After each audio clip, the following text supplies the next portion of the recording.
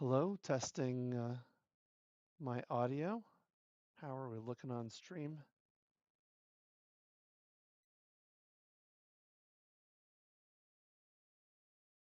Test.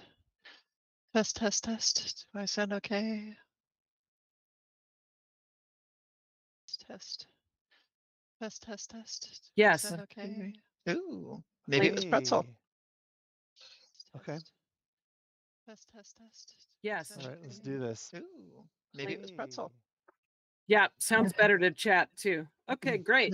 I don't have your video. You might have to go. turn it on in Google. Yeah, sounds better Yep. to chat too. Okay, Okay, great. cool. So I don't have think your video. You might I have to think turn there it was on something in wrong Google. on my Yeah, system. sounds better Note to chat self: too. reboot Okay, before great. streaming. So I I don't think have your video. I think there was something wrong on my system. Sounds better to Note to chat self: too. reboot before Is streaming. your camera enabled for Google? Um, Because it's not coming through It is here. supposed to be. Yes. Oh, I know what's wrong. Is your camera enabled for Google? Everybody wants to see me, and let's make that through happen here. here really quickly. Yes. Oh, I know what's wrong. Is your camera enabled for Google? Everybody wants to see me, and let's make that happen here really quickly. All right. Oh, I know what's wrong. Is your camera enabled for Google? Everybody wants to see me, and let's make that happen here. I need to. One more second, and we'll be live. I need to. No, no camera. And we'll be live. Well, actually, let me just say I'm getting an echo and I don't think I have it open twice. I just bailed on Let me Discord. just say I'm getting an echo and I don't think I have it open twice. I was listening on Twitch. That's my fault. So we should be good. I cannot get my camera loaded, so that's fun. You don't get a camera for me. That's going to be awkward. I have 3 cameras. There we go. There Hi. it goes. We can see each other Hi. now. Mm-hmm. That'll make this a lot easier to Yeah. have a conversation. The video quality is down. Well, Yeah. Yeah, the joys of streaming through Google Meet. We don't generally prefer to do that for that reason, but at least we have audio now. My apologies for that. Let's try to kick this off again. You were telling us a little bit about the story of how you got started with Weapons of Great Funk and kind of the idea of getting into creating your own games. Yeah. So I had been writing comics and doing just general narrative experiments for a little bit. I'd also been in kind of the art world. Ultimately, I didn't really feel like I was getting what I wanted to create out of both of those. With the amount of time that I had to put in, I was wrapping school up. I had a child on the way. I had various familial obligations, and I was kind of plateauing on the amount of time that could go into to those individual skills. Right. And I wanted to try something new that was going to involve more storytelling. And I also wanted to kind of create an environment in a game that felt a little more personal, explored a few topics that I didn't necessarily see ready solutions to, and incorporated some themes that were just speaking to me a bit more at the time. I was also trying to process a lot, which I think a lot of creators just sort of are. So all of that accumulated into the first attempt, which was HC DRACONES 1.0, a game that was fraught with problems and all sorts of issues going into it because it was a first attempt, and they are. I'm happy to go into those. From a development standpoint, it's kind of useful information, I think, for people to hear. But suffice it to say, when the eventual second edition of that game came along, it was because I wanted to create a second, better edition because I learned from the first one. Yeah, that makes sense. Like, anytime you're starting something new for the first time, there's always learning experiences to be had. Yeah, for sure. And there were a lot of firsts in HSD1. It was the first large-scale publication. It was the first product that I had made in physical media that was of that size. Yeah. First Kickstarter. First, full system built from Right. scratch. HSD1 had its own system. The world had not been introduced anywhere else. I'd had various characters and loose ideas and stuff like Right. that, but the full world accumulated had only been in one place. First attempt at narrating said world, which was kind of abysmal, honestly, and just a lot of just kind of first attempts that went into that. But the result was that a product did get made, which was Yeah, really cool. which is huge. And I got to get some pretty elaborate testing of said product after the product was released, because that's how that works when you're doing your first one. Yes. When you go out into any particular market, but I think especially the RPG market, with an idea and no previous history, all you're doing is handing 300 pages worth of Word document to people and being like, "Hey, do you mind, quitting the game you're currently playing in that 1 hour a week that you've got to do this, reading 300 pages and then running it as written and telling me what you think?" That went about as well as it sounds. So HSD1 had very little playtesting. And by very little, I mean damn near none. And it was not for lack of trying. It's because that's a really big ask. Right. This It is. time is that people have a hard time swapping game systems to established systems. It's even harder for them to swap to unestablished systems. They don't know if this is going to be worth their time. They don't know if it's actually going to be workable or not. They don't know if it's just a vanity project or if it's actually going to show up somewhere or anything else. I don't blame people at all for not necessarily wanting to give up their treasured game time for somebody's hope when they have no idea if it's actually going to deliver. But the reality of the end of that is, unless you have the money to pay people and bring them in as an actual service, you're not really going to get much testing on your first run through. Not if you're not an Yeah, established name. that's super hard. A bit, yeah, it's a little difficult. So there were certainly system issues that came out of the first edition. But the nice part was, after it did deliver, after it did get out there and people started playing it, I got feedback. Mhm. And I was able to incorporate a bunch of that feedback and a very dedicated testing group that did an amazing job, because they now liked the game. They liked the world and they wanted to keep playing it, and they helped me out a whole lot. And I was able to create two, which I like a lot better, and has run quite well for about 7 years now. No, God, That's more than that. nice. No, I think it's about 7. About. Amazing. Um, so yeah, that was kind of the journey there. And that's I just from the system standpoint. From the narrative standpoint, there were also experiments done that didn't necessarily land very well that we learned from. sure. Um, I was That's trying to communicate some fairly complicated ideas in a way that I thought was going to be like uh, uh, subtle, I guess is sort of the word, but that Mhm. that implies a little bit more skill than I actually had at the time. uh, uh, a way that was going to draw people in and try to get them to investigate the environment more, to try to figure out if the narrative that was being spun to them was false, Right. if they could recognize various aspects of it that doesn't actually match up to the stuff. And that makes a lot of assumptions about the amount of time that people are willing to spend as something is spouting basically propaganda at them, before they be like, I Right. see what you're doing here. And that honestly was a poor idea. That was just a shit plan. Um, the other half of that one, curiously enough, which this one is not one that I talk about very often, but I think this was a good opportunity to bring it up because it's just sort of how people think and how people experience.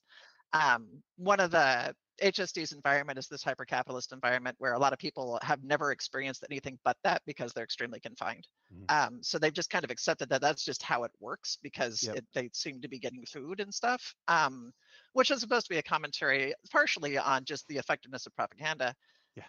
But also, based on my experience growing up with actually diabetes, type 1, I was kind of perpetually fed this sort of like ongoing narrative of this country that we live in being this great and glorious thing, and all the opportunities that sort of like go with it, while at the same time I'm sitting here with this disease that's gradually killing me and being told that the only way I will be able to survive is if I have a full-time job and they choose to give me insurance. And that Right. is the great solution. And thank goodness we have that instead of all these other things. And in the meantime, this is governing all sorts of different choices. It means it locks you in certain life paths. It locks you in relationships.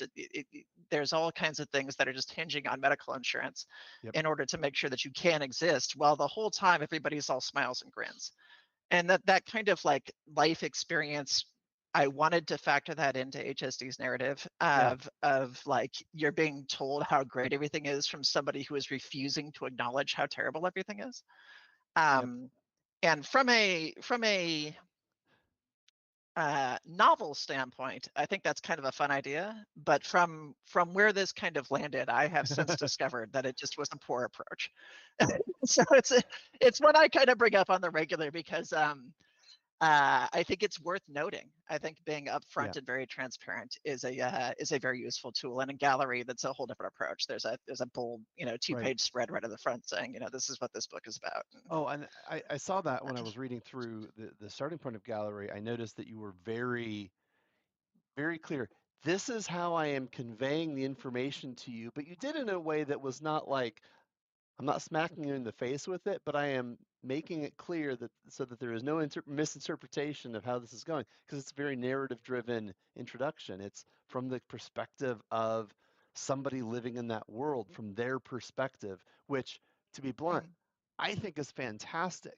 One of the things that I have appreciated from reading through both HC Dracones and Gallery and the core books is that you don't jump straight to the mechanics and like the third page.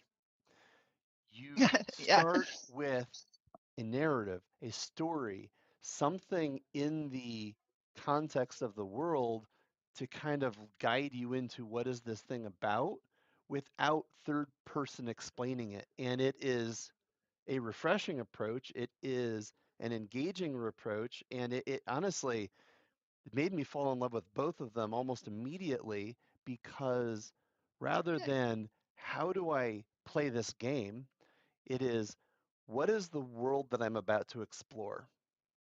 And at least for me, that's a super compelling way to approach it. And I don't see that very often in all the books that I read.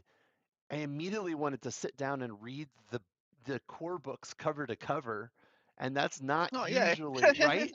That's not usually what It's I'm. glad to hear it. Yeah. That's not where I am when I'm sitting down to a book. Usually, I'm trying to okay, how do I get this character created, or how do I jump into the action, or that's usually my approach. But I immediately I want to read this.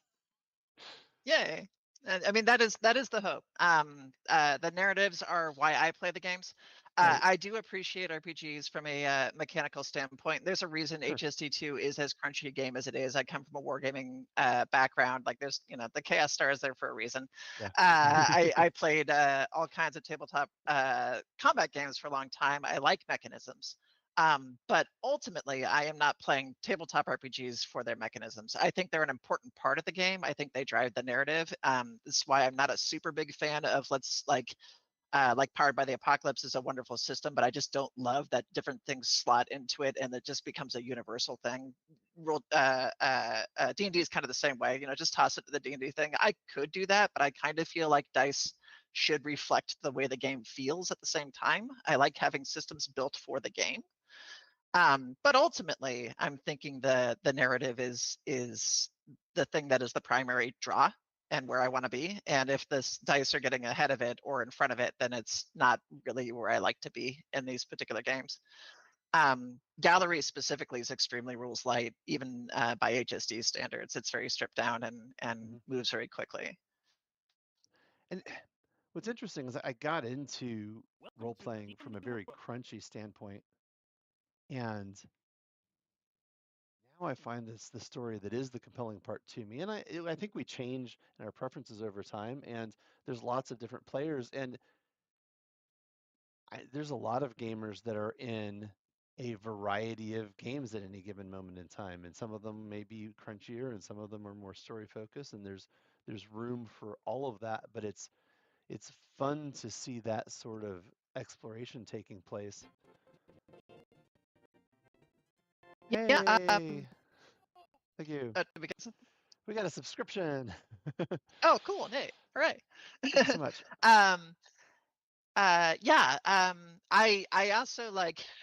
I don't think that mechanisms should be completely stripped away from the games. I think they're part of it. I think they do help drive it. I just like it more when they are kind of subsequent to the story, and they behave the way the story wants to behave. Right.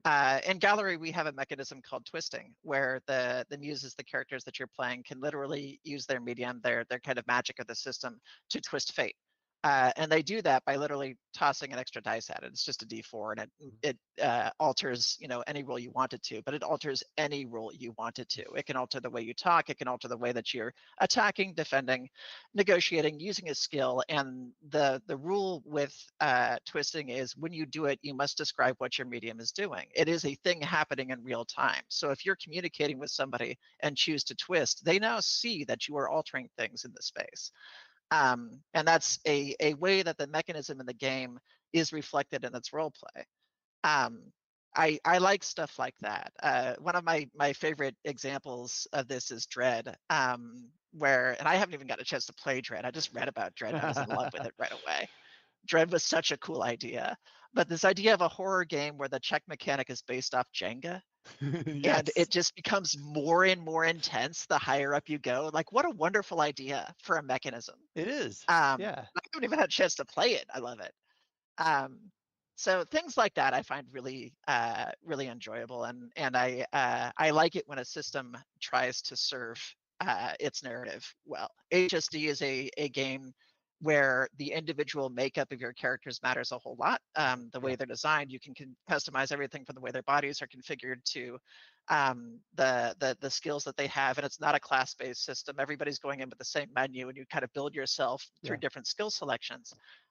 Which can make it pretty list heavy, for sure. So there's a lot of reading in that game as opposed to Gallery.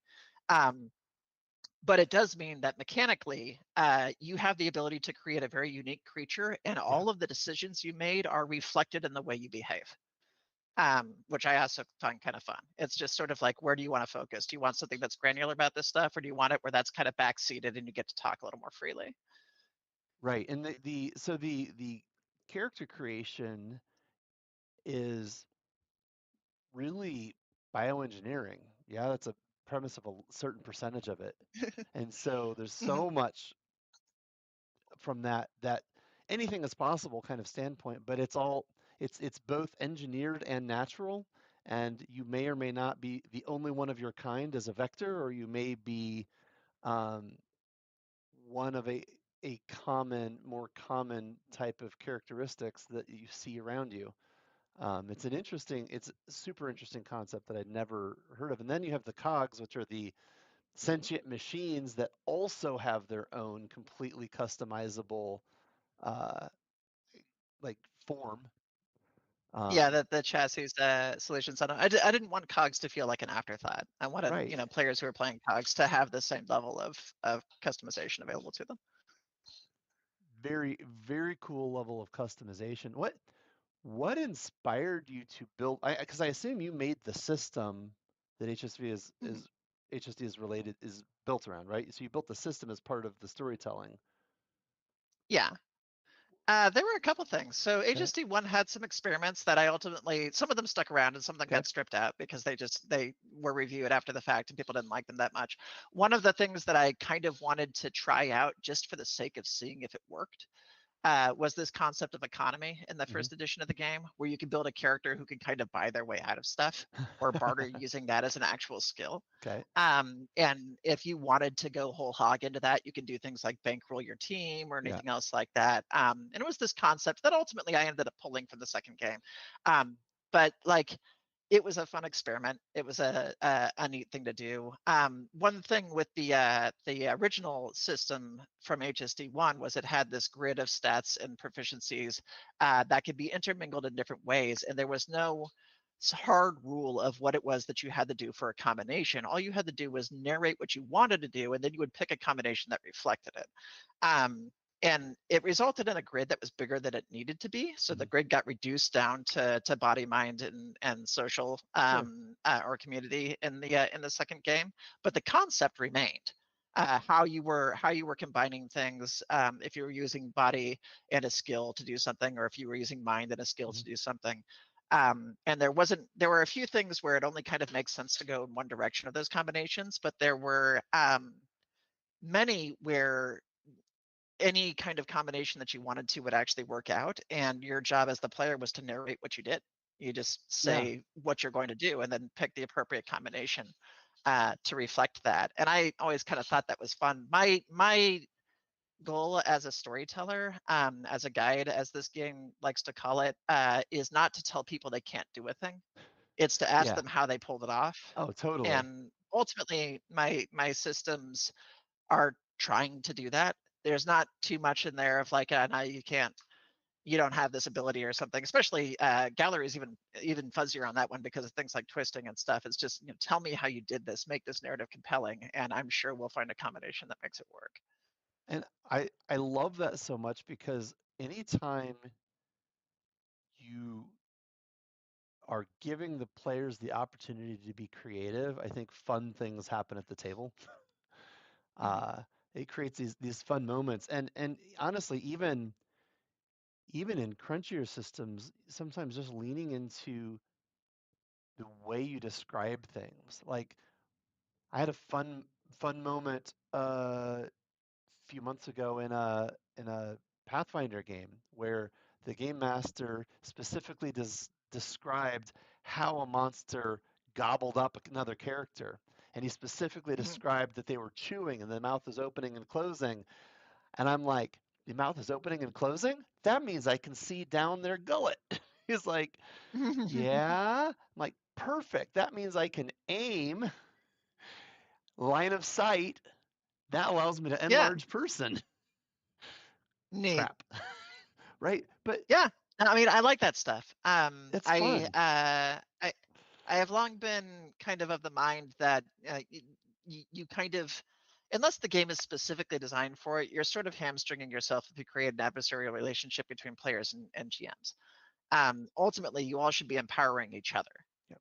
And it does have to go both ways. Like I do kind of want players to empower the GM by giving them hooks, by giving them opportunities to find stumbles, by not being perfect all the time, or not being upset when you have like been called out on an opportunity. You have a character flaw that the GM capitalizes on. That's great. Right. That's a story. Roll with it. Yep.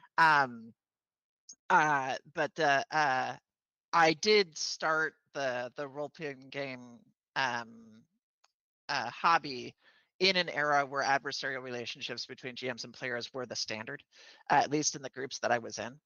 And while the games were still fun, I have a couple of horror stories, as we all do, but they're not too bad. I always kind of thought, wouldn't it be more fun if we could kind of be on the same team for more of this? Sure. So that's been sort of the hope, and it doesn't necessarily change the mechanisms too much. Like in both HSD and Gallery, you're still your guide is still putting monsters on the table that have effectively hit points. They work a little differently, but it's the same concept. But in both games, players are given ways to get out of jail free if they need to. They're given opportunities to do things that are really over the top. In HSD, we have a mechanism that allows you kind of once per game to literally sacrifice yourself in a way that won't get you killed, so that you can have this really cinematic moment of, I'm gonna blow up this building while I'm in it and somehow survive this fall. And you can also employ it if you get in too deep into a narrative and you're going to die and you're like, I'm not ready to retire this character yet, find a way to survive. And you can't pull on it over and over and over again, but it's there. It's a lifeline to allow you to do a crazy thing without having to get up a character for it. Yeah. In Gallery, there are various forms of resurrection that all involve stories. So there are other character classes that can resurrect if they do certain things, or there's the patrons that you can get resurrections through if you do certain things and also owe them favors. I'm all about kind of letting whatever you want to happen as long as it generates a story. Right. I don't really want that power to be keyed to a die roll. I kind of want that power to be keyed to the next 3 weeks of play. Yep. Yeah. I find it's useful when there's just enough to provide the inspiration on what's possible, what to do, but not so much that it's limiting to the players. And honestly, one of the things that helps too, if you don't mind, I would love to share my screen and show off just a little bit of the artwork from HSD because I Yeah, find please. that that's super compelling. So like here is just page 7, and here's one of the avatars. and it's just kind of setting the stage for what your characters may look like. Um, and as we kind of scroll through, you have here the vectors, which are genetically engineered life forms. Some of the opportunities there, you have the cogs, which are sentient machines in their different forms. And it really sets right, here's a variety of characters together at looks like a dance ball. And it really sets, there's the blips. That particular event is actually canon to the lore in there. It's been a while Nice. since I've read this story, so I can't remember what it's called. But this is an event put on by Spyglass, which is kind of like the spy-esque company, specifically bringing in all the kind of best of the worst. Right. It's the equivalent of like the Black Hat hacking convention. You just kind of bring in Nice. everybody and have everybody kind of pick it over his shoulder. So when I was reading through the lore, it feels a bit like it's a post-apocalyptic type of setting. Yeah. But I'm not totally sure that it's dystopian. It's I mean, it is. It's right. just dystopian in a way that's gilded. Right. Yeah. And that Which is interesting. sort of the thing with it. And this is actually the thing that is a tricky narrative to pull. And I'm not fully certain that we are in a place right now, society-wise, where it is like the best approach. This was a story that was written like any story. It has its kind of time and place. Sure. I really like this environment. I think it's interesting, but I also think that there's a bit more need for direct action right now in our current world, and this one Right, isn't of course. necessarily pushing that the same way. This game is not what I would define as cyberpunk, mostly because I feel like punk is specifically anti-establishment. And HSD kind of plays this kind of narrative of the establishments are just too damn big to really stop. Yeah. And the reason for that narrative being in there is because I'd really just kind of seen a whole lot of stories that had revolved around the idea of we're going to solve all the problems in the world by waving our big glowing purple swords and just offing the right people, blowing up the right building.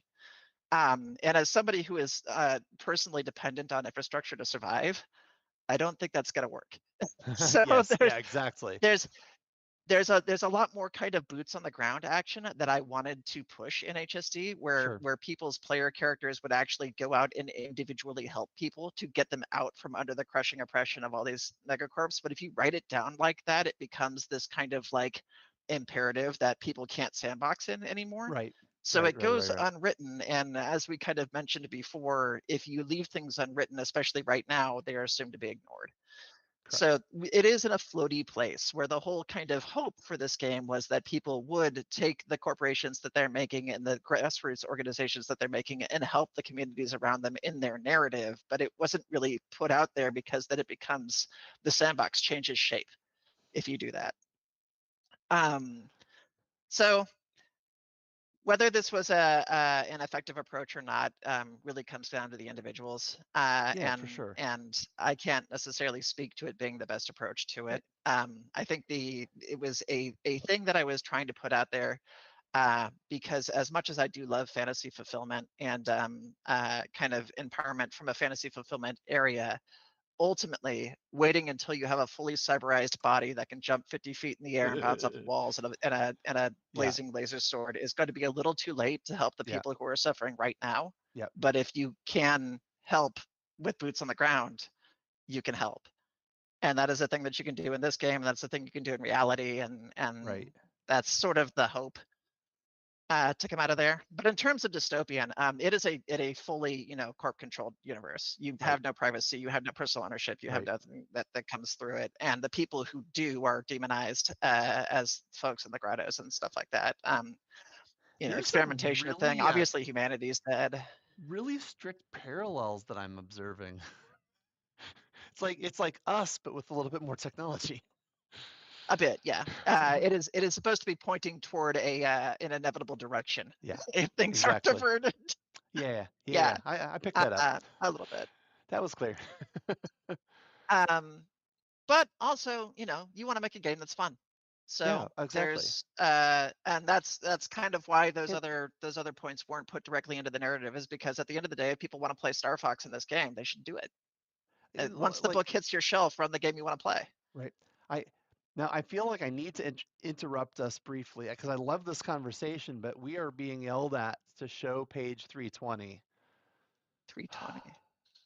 Vehicular assistance. Oh, The modern era has various bits of machinery and transit devices all over the place. Some are even useful. Small non-combat vehicles that your character is exploiting for some extra movement. Nice. this image was directly taken from a campaign that was run in the system. So those characters are people that played. Oh, The that's one in front amazing. is actually mine. Yeah. Nice.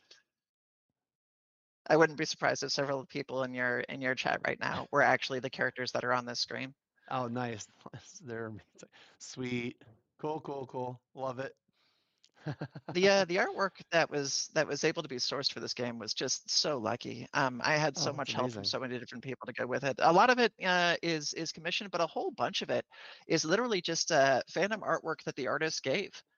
Or I Nice. paid a licensing fee for. That's amazing. One versus the other.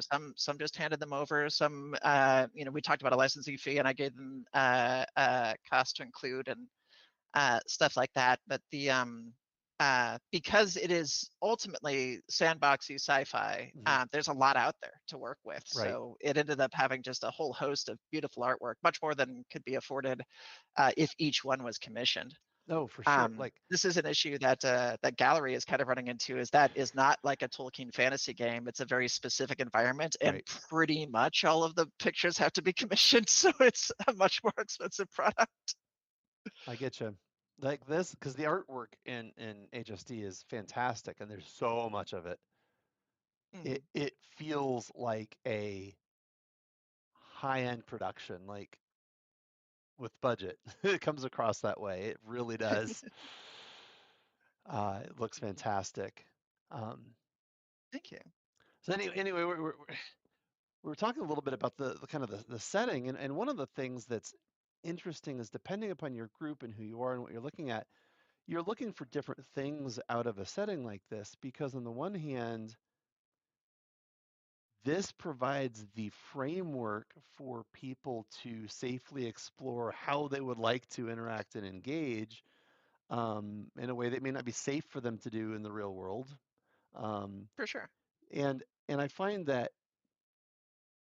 like, some people want to game in a high fantasy or far future sci-fi specifically because it doesn't have elements of the real world in it. But I find that, especially with post-apocalyptic or dystopian types of games, a lot of times we're trying to single out one element of our real world to deal with and kind of to explore. And I'm sure that's different for different players, but it it can be useful to provide a framework for that. Yeah, depending on HSD is a deliberate sandbox, so there's supposed to be elements for sort of any one of those things you'd like to go into. Right. Gallerie is a little less so. Gallerie kind of has a specific direction that it's trying to go and a crowd that it's trying to attract. Both of these are things that I find valuable in the world, but they're going to get different people, right? Sure. You're just, what it is you're going to want to play is going to be different depending on what you're going for. I've gotten a lot of really cool narratives that came out of HSD on things like fighting larger corporations or grassroots movements or even, the fantasy of having a lucrative career. Anything that kind of goes with it, but also just kind of exploring body types or getting to see yourselves. This obviously came from a pretty specific fandom direction that I spent a lot of time in. So it was nice to have a game that existed where you could kind of take anything that you had seen and be like, hey, you want to play that character? Here it is. The rules exist. And they work, and they're not, drowning in the hero system at 500 pages long or something like that. Right. So it just made it a bit more approachable for doing that sort of thing. It also gave it a framework within the history where they made sense, at least in Yep. a fantasy standpoint. Yeah. Obviously, there are liberties taken. It's a astral horror kind of landscape. There's a little bit of magic involved. Mhm. But you had the opportunity to really kind of play whatever you could fantasize within this scope and have those decisions matter as opposed to a skin. Right. So even if you're playing, one of these cogs that has a body that is fully animated water, that is reflected in the way that you can behave and the things that you can do with it. And it ends up with a landscape with a very diverse cast, which I always like to see. Like no party is really having the same group of people. You can have all kinds of different configurations and different abilities that go with it. Problems are solved a lot by how you're shaped. The diversity is genuinely beneficial, and Right. because it's not a class-based game, nobody's locked down to you're the healer, you're the Right. fighter, and you pick the things that you want to do. Yeah. Which I always appreciate that, and I love character creation Mm. in really heavy systems. But on the flip side, it can be hard to build a cohesive, fun storytelling group when you build your characters in advance. And if you Mm. right, if you can be in a situation where you kind of figure out together, uh-oh, You ah, lost 20. we lost 20. 1 second. That screws with my ah, Google Meet window. 1 second. Sorry, everyone. Mm-hmm. I need to I'm gonna actually readjust turn on my AC really quickly. quick. Yeah. It's a little warm in here.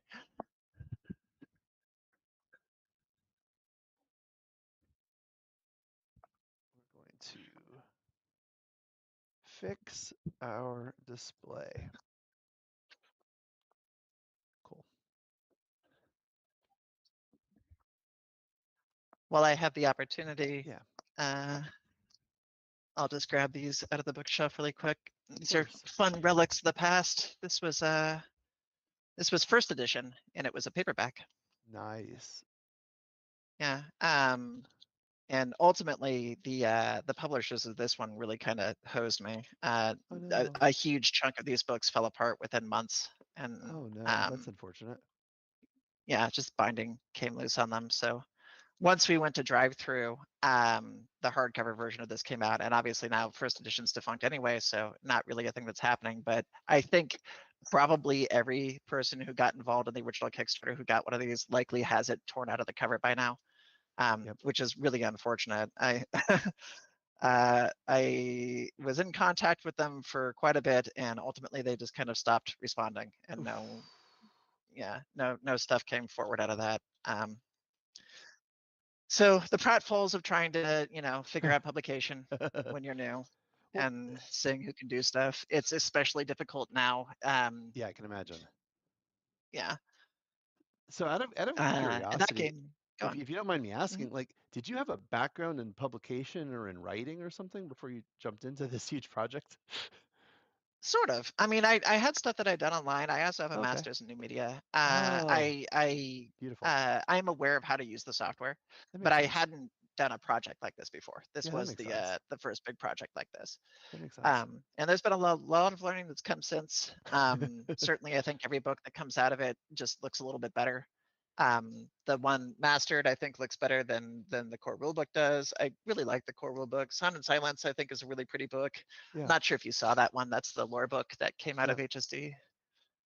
No. But I have been working in this color palette for so long Yeah. that Nice. gallery is very refreshing to be working in. It's nice to be someplace warmer than all these kind of blues and grays. Right? Mm. Yeah, no, the gallery artwork is also really fantastic. Let's see here, so here is an outline of the Muses page, just gorgeous artwork. And then this is the character creation spread, walking through story selections and everything. Yeah, which what page you on? This is the character creation. The one that's got the picture on the top right? Yeah. Yeah, I don't know if you, I can't see what you're sharing, so I don't know if you have it in 2-page view or not. The Yeah, game it's is the two intended page, to be the full viewed on spread view. 2-page. Yeah, Yeah, on it's really spreads. cool. Yeah, that's Gaki's work up there. Nice. Just incredible person with incredible artwork. I have been very lucky to source them and several others to get art into this book.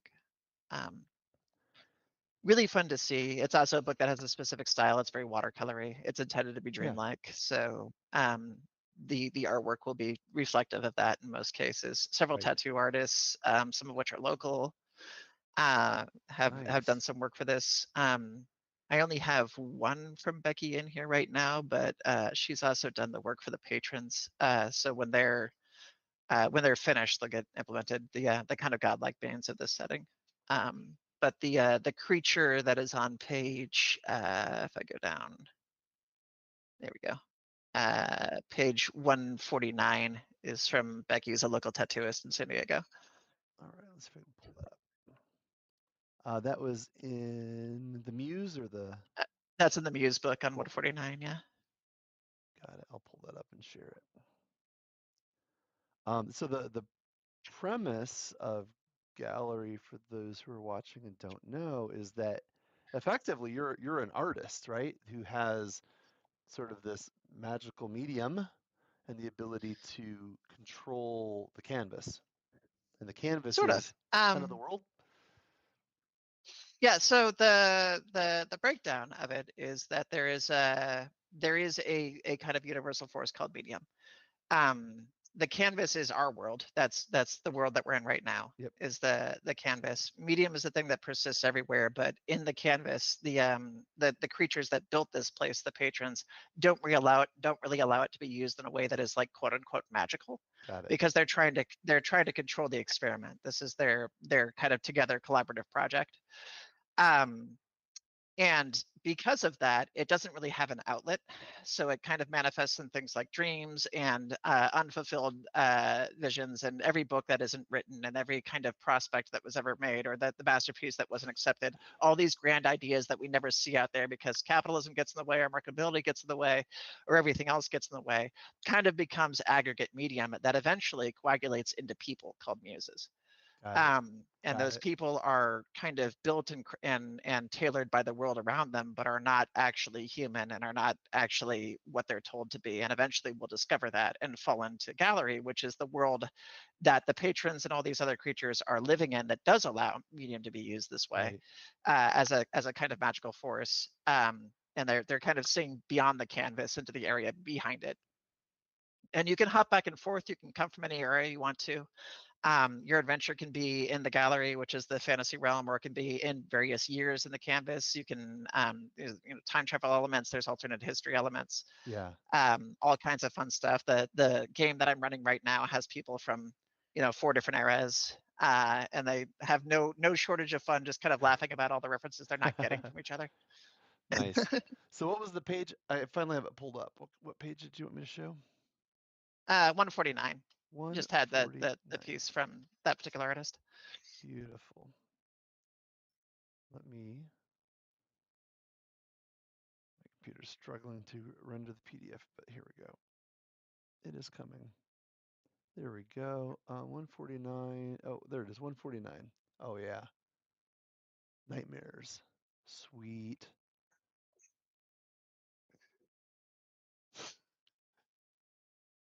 Data point of 1, but yeah, that's gonna be in my nightmares now. That's fantastic though. It's great. And the muses was the page I'd shown earlier. Really cool. Yeah, if you scroll down one page from there, there's a nice spread that shows 2 different takes on stuff. Nice. And there's the patrons, Vale's hands, the patrons. Nice.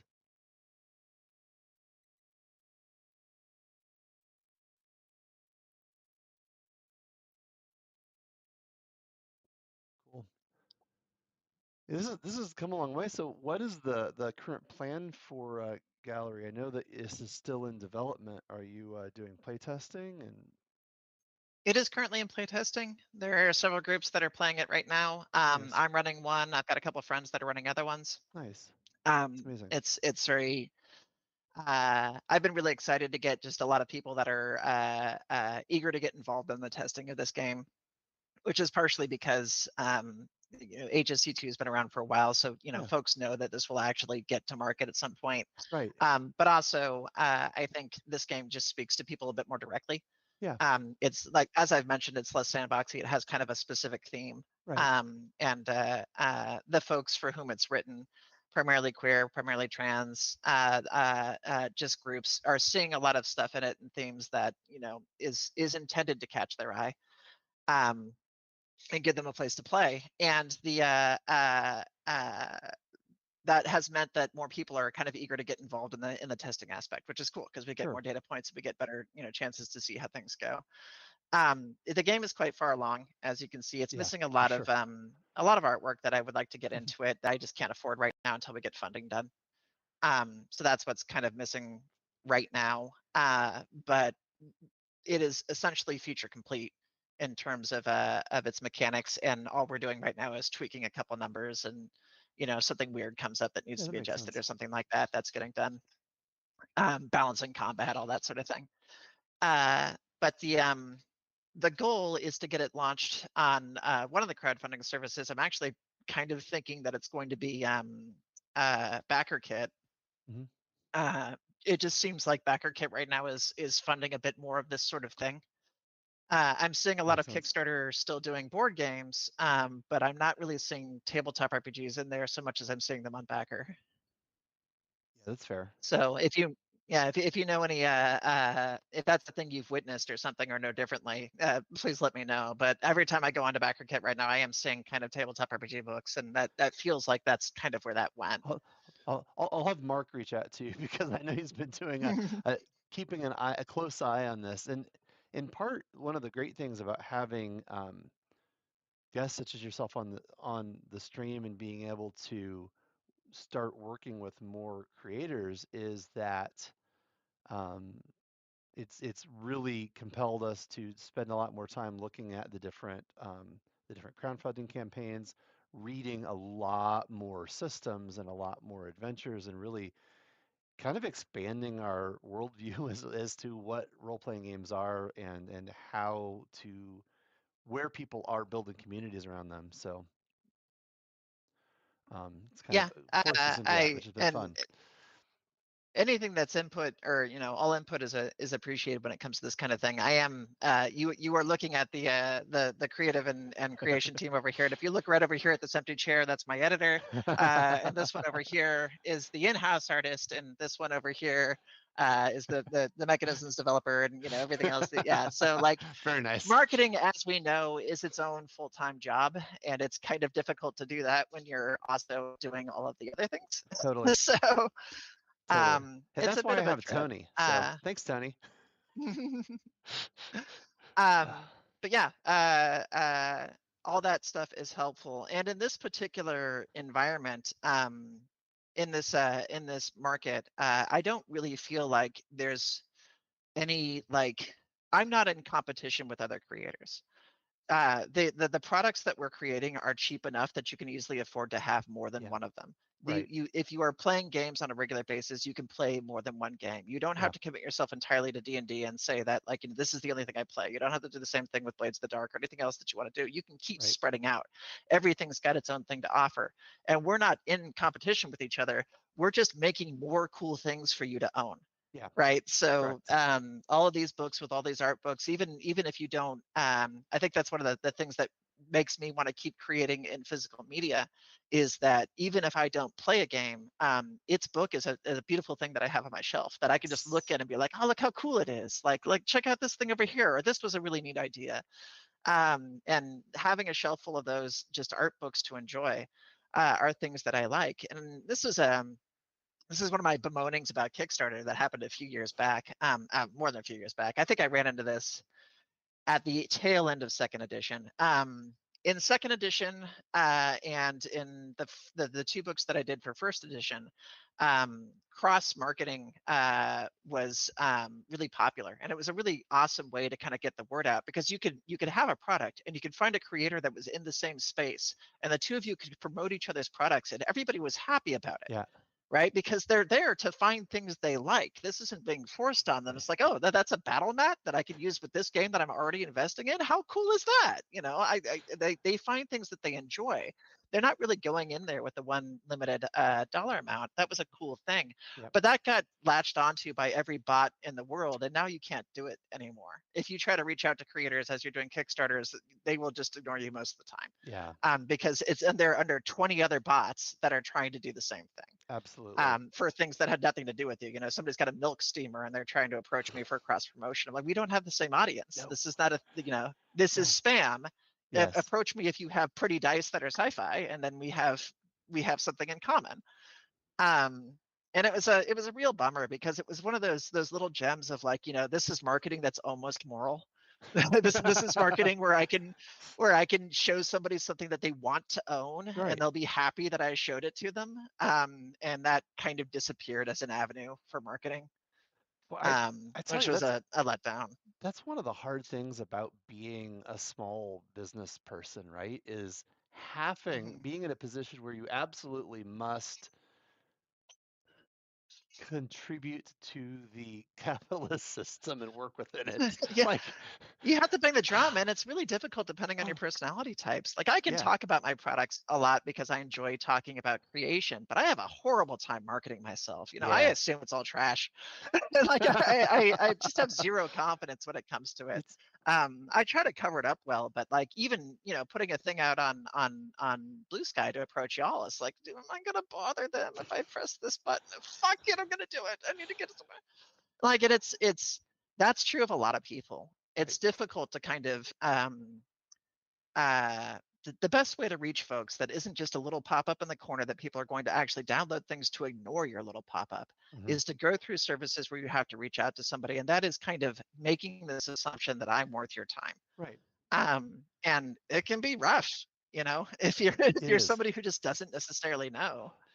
Well, so like one of our approaches to how do you get yourself out there in front of people has been, what are ways that we can do it in a way that is mutually beneficial, Mm, right? And so we've for I don't even know, 2 years now, maybe longer, we've been picking up smaller RPGs and displaying them on stream, showing how to run them, showing how to prep them, how to set them up, because now I'm giving time and attention to a small creator while also trying to build my own following, right? So Mark's been doing a mm, fantastic job with those streams, and I think that like now we're starting to build like this library of role-playing games that maybe people haven't heard of before. And from the very beginning, when we started down this project of building a tool for game masters, which we could talk all day long about. That's not the best name in the world, but that's what we are, I guess. GMs. mm. So we're trying to build this tool for GMs to run games and make that as easy as possible, to try to make it as accessible as possible for new people. But we don't want to just be yet another tool for D&D, Right. right? Like this has got to be something that works for all of the games out there that don't have a platform and don't have a system and don't ever get any love in the tools department. Um, and at the very least, it makes it feel to me like we're doing something good if we're doing marketing and doing product development and everything in a way that is beneficial to all the other small businesses and creators out there. It makes me feel good about it, at least, and feel like we're maybe hopefully contributing in some small way, and keep doing that. But it takes, at the very least, it takes the edge off of the discomfort of having to go through and do some of those things. Well, I appreciate it, for sure. It's definitely nice to have somebody out there who's kind of looking at the level of folks that aren't able to catch the attention of like, larger platforms or anything else like that. We need the help. Yeah, and I think the more that like we collaborate together in groups as small creators, it starts to build a larger audience of from the people that are really interested in this sort of thing. So hopefully it Mhm. works out for everybody. But so we should definitely be looking for an upcoming announcement about Gallery, and obviously we'll be happy to share that for anybody that's following along on Lorelink. Um, it, are you open to people jumping in and trying to run more playtests, or you're kind of full up on your Yeah. playtesters, or? No, no, I would appreciate folks if they are interested in doing that, letting me know. Mhm. There's a Discord channel for HSD and for Gallery that just for Opens Grade Funk stuff in general. Nice, If they'd like to join that, that's on the website. There's also just my email that we can kind of toss in there too. nice. Or some form of content that for reaching, even if you want to like, post a note on the YouTube channel. It's very useful to get groups that I'm not directly attached to do testing. It's one thing to prove that a system exists or that a system works when somebody explains it to you. But if you don't have somebody to explain it to you, the book still needs to explain it. Groups that are being told word of mouth how to play. That's fair. That's fair. So having disconnected groups is kind of a useful thing to get some stuff in. And providing like getting good feedback from testers is tricky too. In HSD2, I actually created a specific like multiple choice kind of questionnaire because the thing that I kept Yeah. running into was that people were not necessarily testing the rules. They were reading them, saying they didn't like a thing, and then writing their own, which is a great thing to do once the book is published and you've got it. You own it. Do whatever you want. Make the game be what you want to be. Yep. I am certainly not here to tell you to conform to whatever it is that I have put down in that book once it's published. But before I can publish it, I need to know it works the way it's written. So the rules have to be tested the way they're written down, or we don't get useful information. Right. Right. Exactly. Yeah, that could be interesting. So you have two books. You have the Muse book and the guide book. Um, Mhm. do those is that where you have like an adventure for the playtest, or how like what are you running people through? I mean, the one that I'm running is an adventure that I'm just making up as we go. Nice. An adventure Very cool. module will exist when the book goes to market. Ah, okay, cool. There hasn't been one written up for it yet. I've been actually kind of trying to figure out where I want the quasi intro adventure to be. So there Sure. are two intro adventures for Hicks and Draconis. There's Stars of Orlandria and there's Vigilance. Both of those are intended for brand new players. Okay. This is their first intro to the game. Start here. Start on Stars of Orlandria, start in Vigilance, and that is Nice. a great place for you to start out. You'll have enemies that are commensurate to your level, and everything will work out fine. Um, I haven't made one of those yet for Gallery. That's probably going to be the last step after rules are cemented Oh, that makes because I don't sense. want to change the rules and then Of go into the course. module and change the module and all that stuff that goes through it. But there will be one ready for launch. Unfortunately, it's just the nature of taxes is that I can't launch until next year. So if anything comes through, it gets taxed as income, and then you lose all Yeah. the stuff right away. So Absolutely. you don't get a chance to use it for fulfillment. Yep. But pretty early next year, we should be able to hopefully get that on one of the crowdfunding systems, and with any luck, That'd be hopefully it amazing. does well. Yeah, that'd be fantastic. It's Mm. it's a really cool concept. I haven't seen anything like it, and I really appreciate the fact that it has a target audience, and it has a target audience that, quite frankly, is underserved by the gaming world to a large extent. So, um, Yeah, it's been nice to see how much of that has evolved. it Like we do has. have things right now. Thirsty Sword Lesbians exists. Like there's all Yes. kinds of fun modules that are Yes. out there that are getting out there. But in terms of overall market popularity, yes, certainly less than normal. But like there's this. I think this is the value of the statement that is in the front of this particular book, and one of the reasons why it's there. It actually mentions it in that kind of intro paragraph. Is any game can tell you, hey, you can run a thing here. you can run these kinds of stories in D&D. I've been in them. They're very fun. Sure. You can approach these topics in any other RPG, but there's a difference between being allowed to and being promoted to. Absolutely. There's a difference between can and this is built for this content. Absolutely. Having the transparency of like, oh, I saw this piece of representation in this book, and I feel like it actually spoke to me, and somebody says, you're reading too far into it. No, look at page 7. You were not reading far into it. That's why it's there. Right. Nobody can tell you we're reading too far into a thing. It exists specifically for this purpose. And I feel like that the ability to put your foot down on that point is empowering. Yes, absolutely.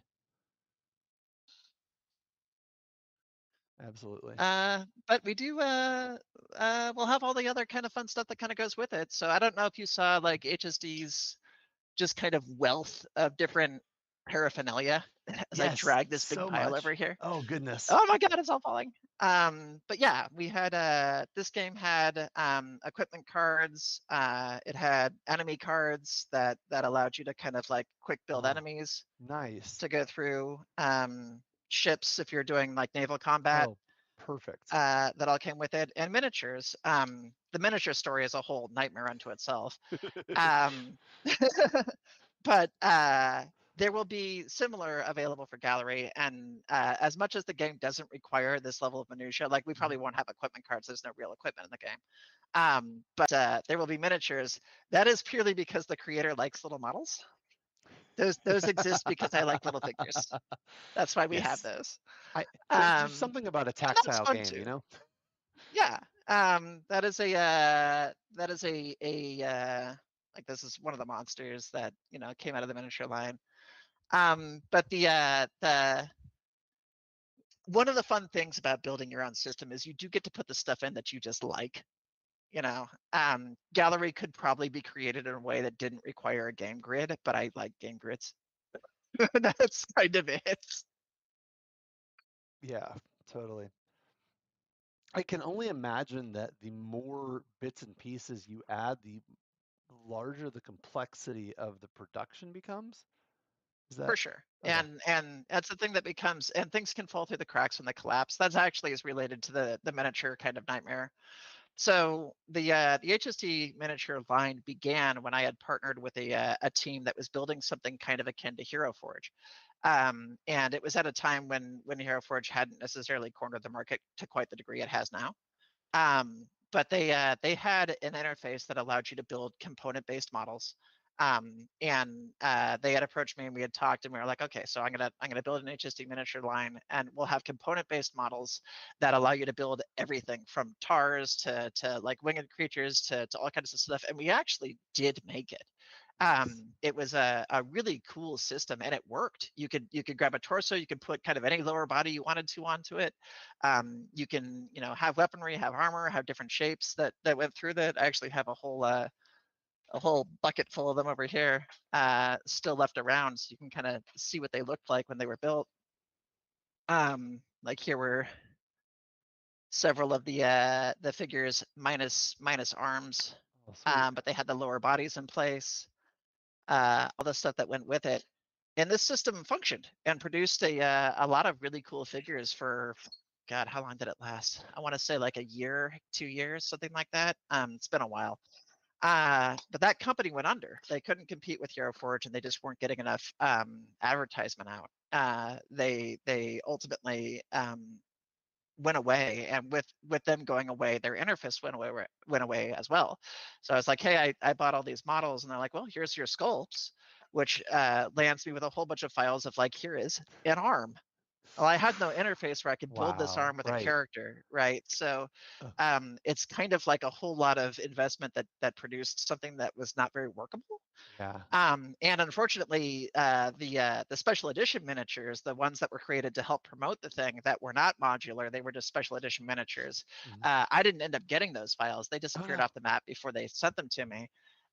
So if you're out there listening and you've got like the original Elysium model or the original Favorite model or the original who else was out there, Willow model, hold on to those. they're not coming back. Those are gone. Very special. Yeah, I did not get the STLs for those. But I then went in and grabbed all the individual components and built a couple pre-built models using the individual components that I could upload onto something like Shapeways. And this took, weeks and weeks of work to do. Went up to Shapeways in pre-built form, which had taken away all that fun modularity. Yep. But at least the models were up there in some way. And then Shapeways disappeared. And this happened to I think 2 other sites. And ultimately, the amount of kind of time and effort it takes to reconfigure these every time to a new interface, only to have it kind of disappear and never be found because all the marketing links and everything else just point to the wrong area, and I don't have a dedicated marketing team. It just wasn't worth it anymore. So that entire project, and all those models that kind of went with it have become like Kickstarter bonuses. I'll give those STLs out for Kickstarter fulfillment Yeah, bonuses, sure. but they're not available anywhere because it just takes a nightmarish amount of work and they keep disappearing. So it was really a shame. It was a very Yeah. cool system that functioned and was doing what it was supposed to do, and people could build their dream character out of it. And it had more body type availability than Hero Forge does now. And Yeah. it disappeared to the winds. That is really unfortunate because that's Yeah. I love Hero Forge. I love the idea of being able to customize your miniatures, but having it like customized to the game you're playing is next tier. It's pretty cool. It was specifically the way their interface worked. They had partnered with several small creators, and you could go into the miniature lines for those games. Eccentric Dracones had a little icon on the top, and there were a couple other ones. I can't remember which they were. But when you went in there, you would be given the map of different torsos, the map of different lower bodies and stuff to build your figure with, and you can build it. So we have a And it would business be idea for wonderful if they were still around. we have a business idea for anybody who wants to take over and Yeah, kick right. that back Yeah. off. Unfortunately, I don't know if they want to they saw what happened to the last one, right? Right? So at this point, Hero Forge has become kind of a juggernaut. I think it would be a Yeah. hard thing to compete against them. Once you get that top slot in Google, you're kind of, Tell me about it. Yeah, we're fighting about mm. that right now, so it's fine.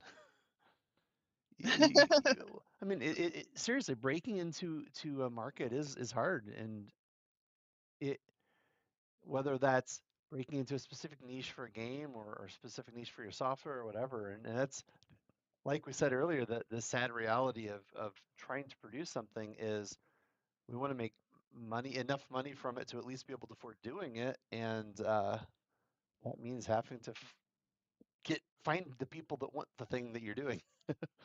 Right. Yeah. You got to find your market. You got to find the people who are willing to push you, which is, a whole other thing. That usually means stepping on their platform. So they have to make sure that it aligns to their brand. They have to make sure Yep. it's worth their time.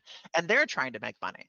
So if Yeah. they're trying to host a stream, they're going to get way more clicks on YouTube if they're hosting a stream that's hashtag D&D than they are if they're hosting a stream that's hashtag, HSD or something. It's just a thing that's known versus a thing that's not known, unless they are the driving personal force, and people will watch them do anything. That's kind Yeah, of what you hope exactly. for, is somebody who is like willing to take on the smaller projects because they themselves are the one who's getting the views. Right.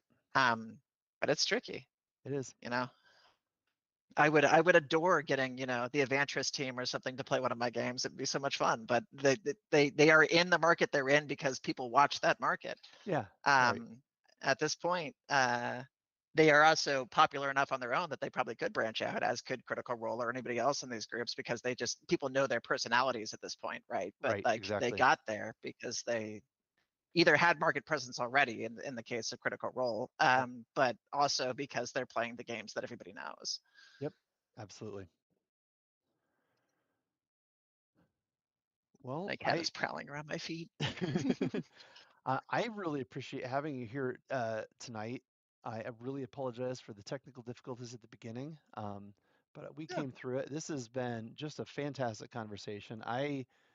Again, to everybody watching, please pick up a copy of HSD. The books themselves are worth owning. Um, we got lots of great artwork, a really fantastic history and story to kind of lead you into where things are. Um, I really appreciate the rich background to get you started, and there's a ton of adventures that you can run. to help you get going. So you're not kind of on your own having to come up with your own story right out of the gate. You can jump in and kind of work your way into the world. Yeah, I think there's fully 18 pre-made contract modules or something like that. I haven't checked Goodness. the number at front, but there's a bunch.